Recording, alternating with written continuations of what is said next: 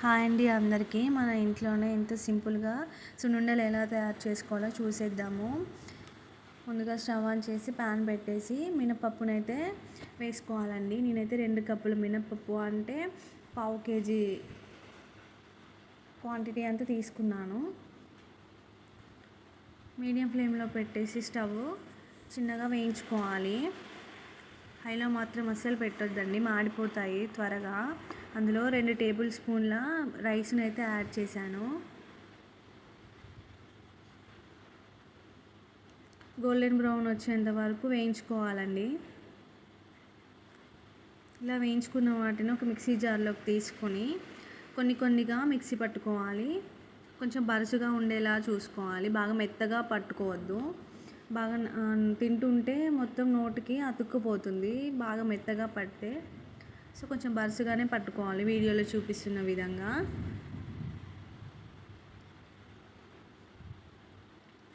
పిండిని మొత్తం ఒక గిన్నెలోకి అయితే తీసుకోవాలండి.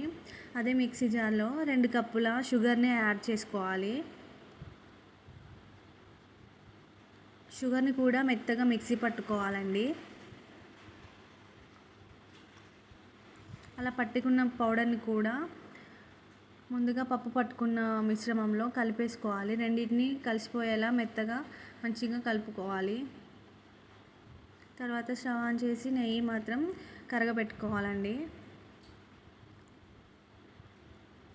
అలా కరిగించుకున్న తర్వాత ఈ పిండిలో కొంచెంగా నెయ్యి వేసుకుంటూ ఉండలుగా కలుపుకోవాలి. ఒకేసారి వేయకూడదండి నెయ్యి, కొంచెం మనకు ఉండ ఎంత సైజులో అయ్యే అంత క్వాంటిటీలో మాత్రమే మనం నెయ్యిని యాడ్ చేసుకుంటూ చేసుకోవాలి. ఇలా చూపిస్తున్నంత విధంగా చిన్నగా ఉండలు అయితే చేసుకోండి, తినడానికి బాగుంటాయి. ఆ వీడియో మీకు నచ్చినట్టయితే లైక్, షేర్, సబ్స్క్రైబ్ చేయండి.